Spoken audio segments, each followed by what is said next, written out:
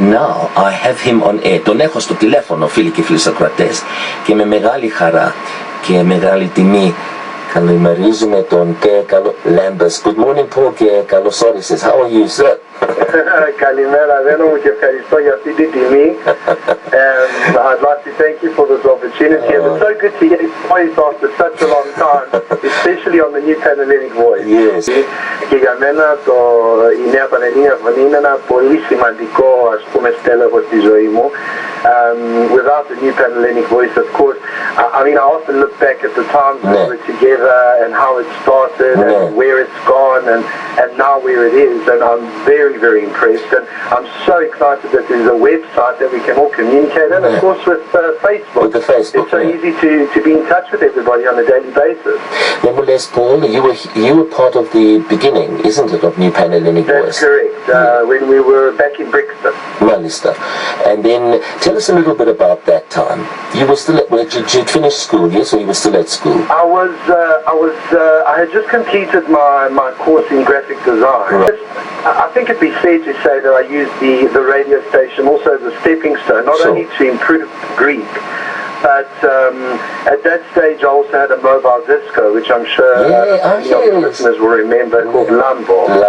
And it was a perfect opportunity. We were approached by the new Panhellenic Voice to host the show, and in return we would be able to promote our own disco on the air. And initially I'd say it started off as, let's say, a business venture, but it turned out to be something phenomenal, and I approached, obviously, I think it was Mikey Kosiori back then, to work full-time at the radio station, which I thoroughly enjoyed. And we got to meet many and exciting people who I'm sure all moved on, but the new Panhellenic Voice is an important part of their lives. We look back on it with a pride, and I'm so happy that it's still going on. Seriously, Pablo, my mom, when she was still alive, εγώ θυμάμαι, άκουγε την εκπομπή, άκουσα τον Παύλο σήμερα, because she said you uplifted her heart. Αυτό να ξέρει, but that's for many people, οι ακροατές που λέγανε, κάθε μέρα με αυτό το ανοιχτή καρδιά και με αυτό το energy που έχεις. So it was wonderful. Θυμάμαι τότε ήταν το απογευματινό show, το μουσικό ποτηλιάρισμα, που ήταν κάθε μέρα μεταξύ 4 με 6. Και μετά έγινε το πρωινό ξύπνημα τότε που ήταν και ο Γιάννης ο Κοσμάς, και ήμουνα κάθε Πέμπτη, αν θυμάμαι σωστά, μαζί του. Και μετά ήταν και κάποια φάση, αν θυμάμαι πολύ καλά, ήταν η Πέκη Τόκου στο ελληνικό σταθμό, και παρουσίαζε και αυτή μια εκπομπή μαζί μας, και η Κατερίνα Τσιδίδου, ο Χάρης ο Σιδερόπουλος, η Κατερίνα Καλοπόδη. The list is endless. Phenomenal names, great people, and I'm sure they've all gone ahead and moved on with their lives. And they're big names. As are you. I mean, let's look at this Renos nowadays in South Africa. Renos a household name. Oh my gosh. All right, we'll talk about that another time. Λοιπόν, Paul, you made the decision to emigrate, right, to go to Cyprus. Tell us about that. When was that again? It was a mutual decision between Nikki and myself. Firstly, I want to say that South Africa still is probably the most important part of our lives. Okay? Nobody can forget South Africa. It's the most beautiful place on earth. You can't even, I mean, there's not one day that goes by that we don't think of South Africa. But, when you're married and you've also got dependents, your life changes, and your responsibilities change, and your priorities, and we were basically at a crossroad of, do we continue, we don't know what the future will bring. Should we make a new beginning somewhere else? And it was one of those things where we basically left it in God's hands, and we let fate decide. And an opportunity came knocking on our door for Cyprus. And it was one of those decisions, let's go for it, and we'll see where that road takes us. And that was in 2002. And I have to be honest, we've never looked back. Yes. Like I said, there's about 6,000 South African families now living in Cyprus. Bravo. Okay. And we've formed organizations. We formed the South African Expat Society. There's the Zimbabweans, there's the Mozambicans. And, wow. In Cyprus, I think Cyprus is somehow slightly different to in the sense that English is widely spoken. That if I'm allowed to do a bit of promotion of course. South Africa has, it had all the retail stores, and those retail stores now have come to Cyprus. Right. We have Fish Basket, we have Fashini's, we have Nando's, we've got a plethora of products that are available in all the stores. I mean, my main concern, which is one of the elements I wrote in my book, is that I was worried if I would find Mrs. Ball's chutney in Cyprus and cross it black on mayonnaise. And wherever you go, in any supermarket, you'll find it.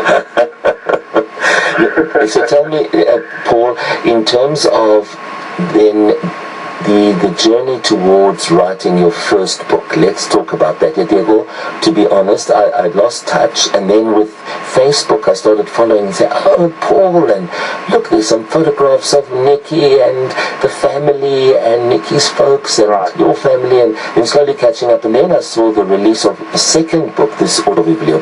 Αυτό το ταξίδι που ταξίδεψες να πούμε μέχρι αυτό το βιβλίο και βγήκε αυτό το βιβλίο το πρώτο. Το πρώτο το βιβλίο. Yes. Okay, καταρχήν το πρώτο βιβλίο ονομάζεται The Turkish Princess. The Turkish Princess, okay. Αυτό το βιβλίο το έγραψα ας πούμε πριν 15 με 20 χρόνια στη Νότια Αφρική. Μπράβο. Είναι ένα βιβλίο που θα το ονομάσω σαν stepping stone, ας πούμε, γιατί πάντοτε το πρώτο βιβλίο που γράφει δεν θα έχει την ίδια ανταπόκριση που έχει το δεύτερο βιβλίο.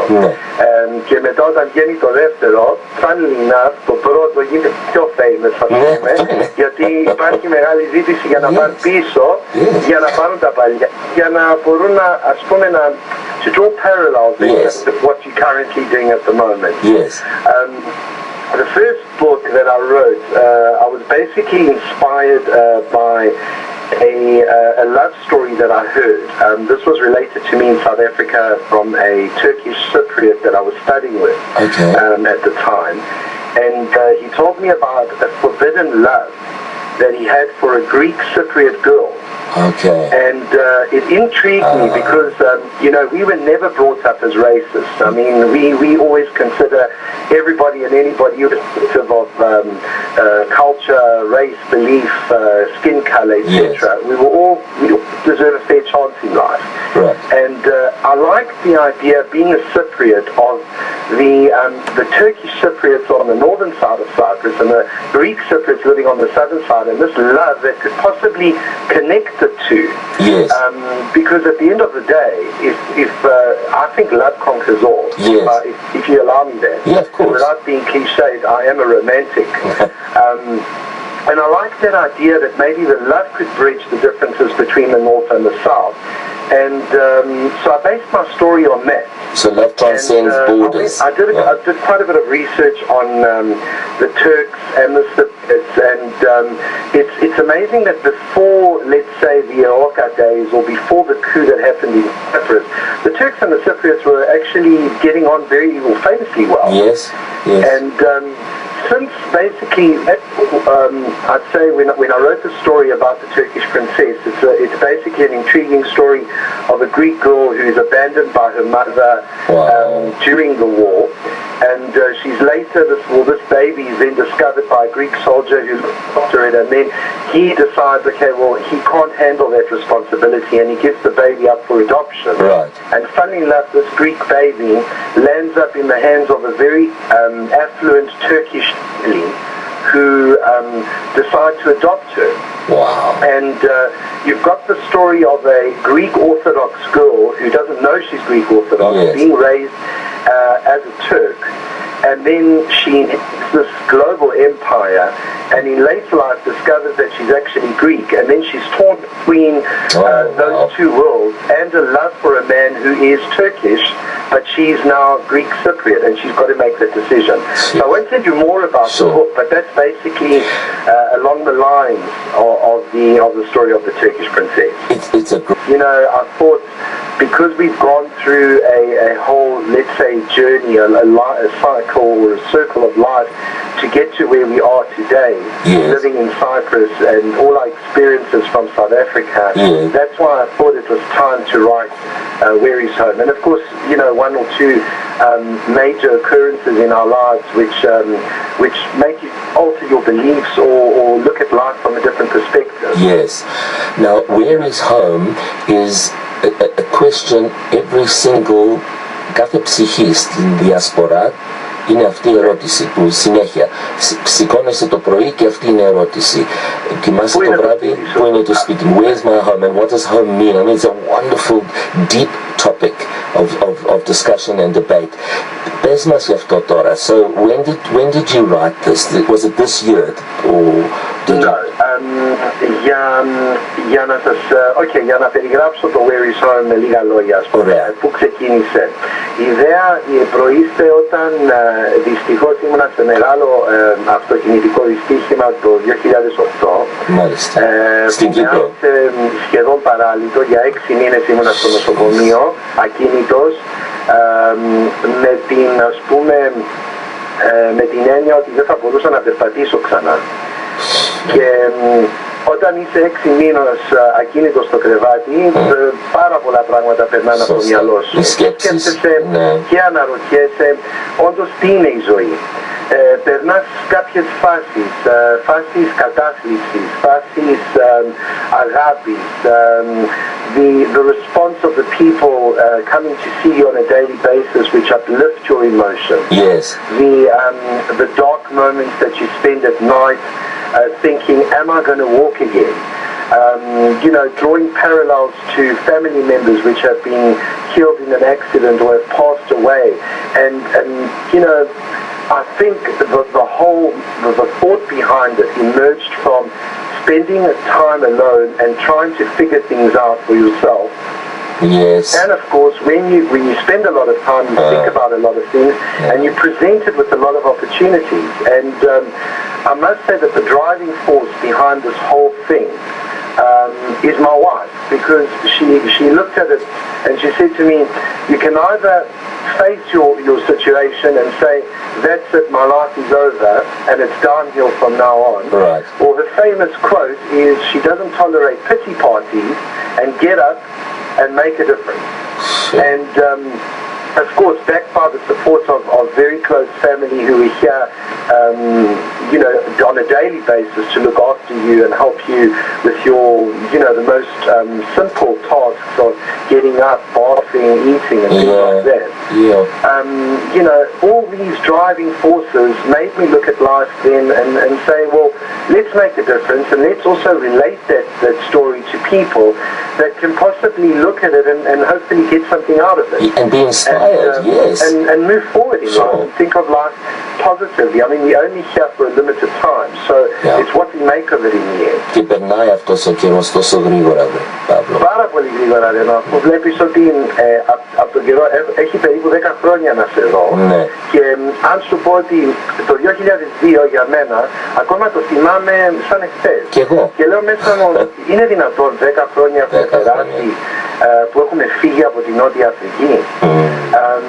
And time it's something we don't have. I went on a seminar which is one of, I'd say, the motivational points of the book, where it was on time management, and the guy that spoke about it, he said, irrespective of financial status, of color, of religion, of belief, or whatever it is, we all have the same amount of time in a day. Correct. So whether it's the Queen of England or the President of South Africa or the Mayor of Johannesburg or even Bafos, we all have the same amount of time. It's what we choose to do with that time that will make the difference.